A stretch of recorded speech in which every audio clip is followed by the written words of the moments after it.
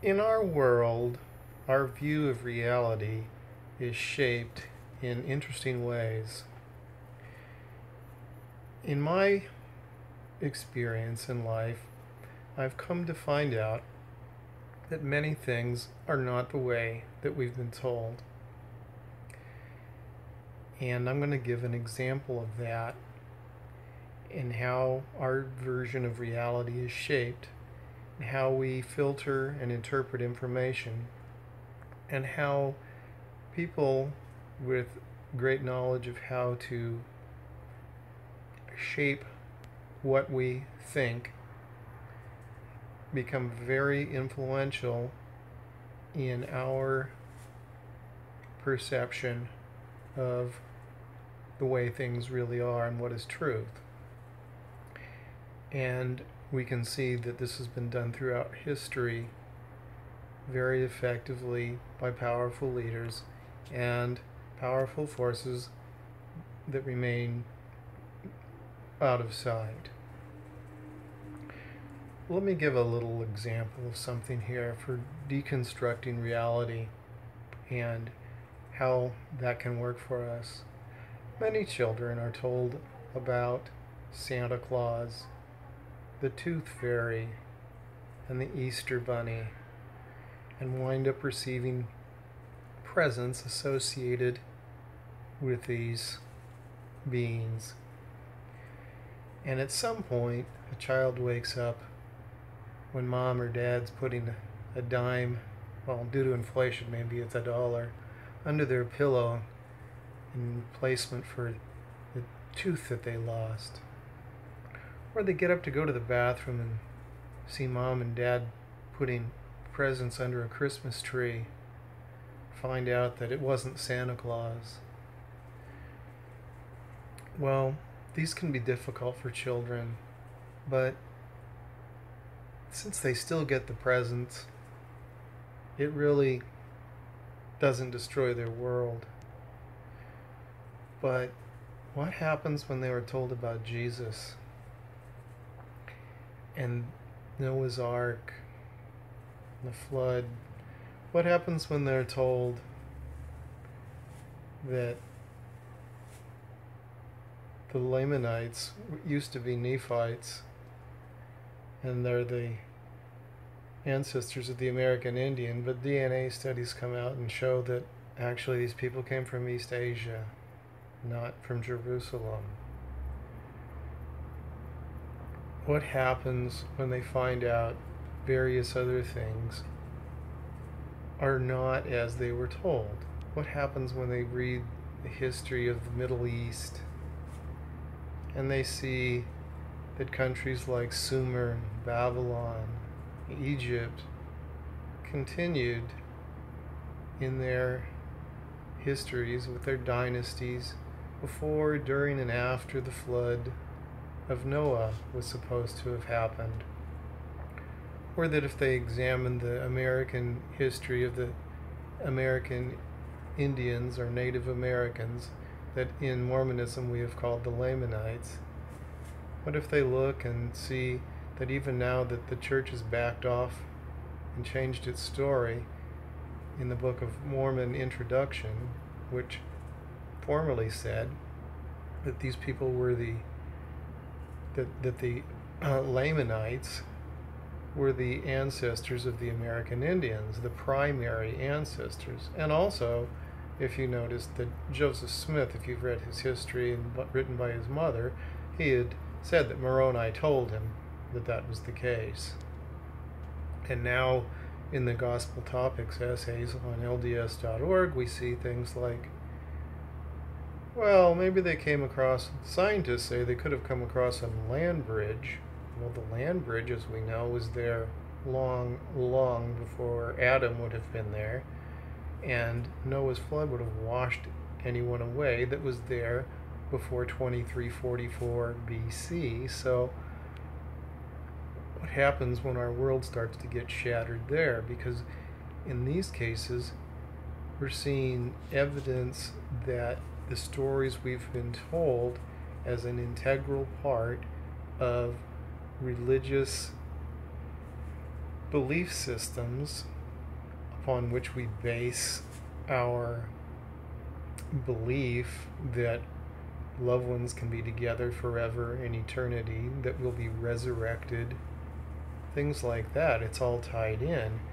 So we can't afford for these things not to be true, for things that disprove the verity of the entire gospel plan that is central to our lives. So people use techniques or defense mechanisms. Some people call things like cognitive dissonance and that sort of a thing, and it may or may not be a conscious effort on our part, because disbelief, finding out that Santa Claus wasn't real, doesn't keep you from getting presents as a child, but the cost of knowing that you've built your life around something that is now unraveling before your eyes becomes a big problem. Okay, let me pause this for a moment. So throughout history, we can see evidence of manipulation of people's beliefs and practices. In other words, information and behavioral control exercised by those in power. We can see this in the Roman Empire. We can see this in the Holy Roman Empire with the Catholic Church. It was very restrictive of the information, the scriptural information that was getting through to the people. They controlled what went into the book they called the Bible, made up of many books, with Hebrew writings and perhaps Greek and Roman writings, depending on who you tend to believe when you investigate things. We know that they used labeling. They would label people as heretics, or following the devil, or witches, people who believed something other than the dogma being taught by the all-powerful church. They, whether these people were using, texts, Gnostic texts, which didn't make it into what the Catholic Church decided to put in the Bible, or maybe they had some other belief system. They were labeled as followers of the devil and burned at the stake. Not only that, in the Inquisitions, people's villages were invaded by authorities who would accuse certain people of being heretics, or just not believing in the, being a secret believer in something besides the approved doctrine, and they were killed, often burned at the stake. This is horrendous. So the penalty for not believing the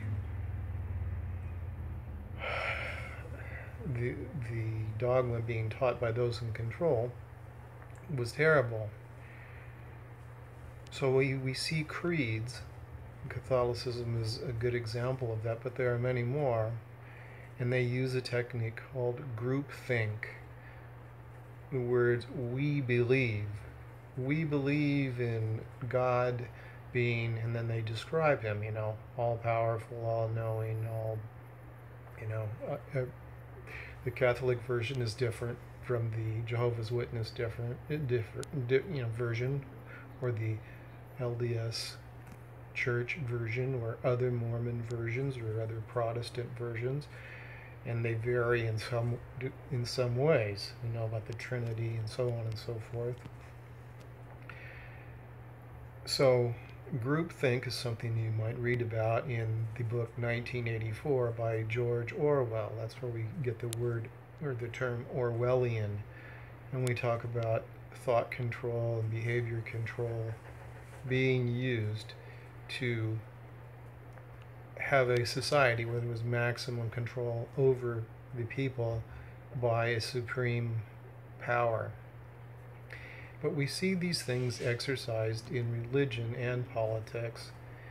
or political entities, because they're both organizations that exercise control and derive power and wealth from the people whom they subjugate or whom willingly choose to follow, at least at first, but whose thoughts and behavior are controlled in manners that are well understood by those in control at the top. One term used for such control of people is coercive persuasion. That has another term, another way of saying that, which is called mind control or group mind control. And that word is that term is kind of loaded. So we have attachments to that. So we might think, oh, that's a little too wild. My church wouldn't do that. Now, if we say coercive persuasion, we might think, which is the same thing with a different term or different words attached, we might think something completely different. However, I've mentioned the Catholic Church, and I haven't got much into how various governments do that. But we can take a look or just mention certain religious movements that we would call cults. And by the way, if you look at the definition of a cult, pretty much all religions tend to fit it. Many do. You could say Christianity is a cult. But it's a loaded word because it's been used. We've been conditioned to feel, certain words mean things are terrible, like cult or racist or bigot or these days what else? Misogynist, anti-Semitic. It's a powerful term that the Anti-Defamation League, the ADL, has used very effectively to give a bad name to people that only voiced a different opinion from certain pro-Zionist ideals or movements or activities. They're named anti-Semitic, which in many cases is not at all accurate.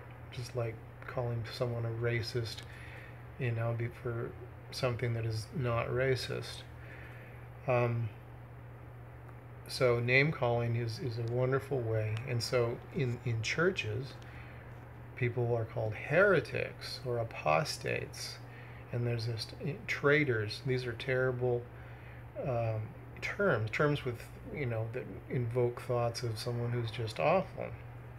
And I mentioned how the Catholic Church has done that, and we can see how control of what we think and do and what we associate is very powerfully done in certain organizations, and we've seen ones where terrible things wound up happening, like the People's Temple, or you can see how some people feel that that's done very to the great detriment to people in Scientology and ex-Jehovah's Witnesses witness of how they are really abused in their system of coercive persuasion that is using information control and behavior control and labeling and heavy penalties, threats, and peer pressure. And we've seen some of these organizations wind up Heaven's Gate in death of many people, and we wonder, how did people believe that guy? How did they follow him? And what's wrong with these people? How could they be so brainwashed is usually the term that we would use. However, that's not always accurate. What I'd like to demonstrate is when you're in that situation and it's being exercised on you, you don't see it. But if you look at someone else's situation or religion, it's like the beam in your eye and the mote in theirs or whatnot. So let's try an example of doing that.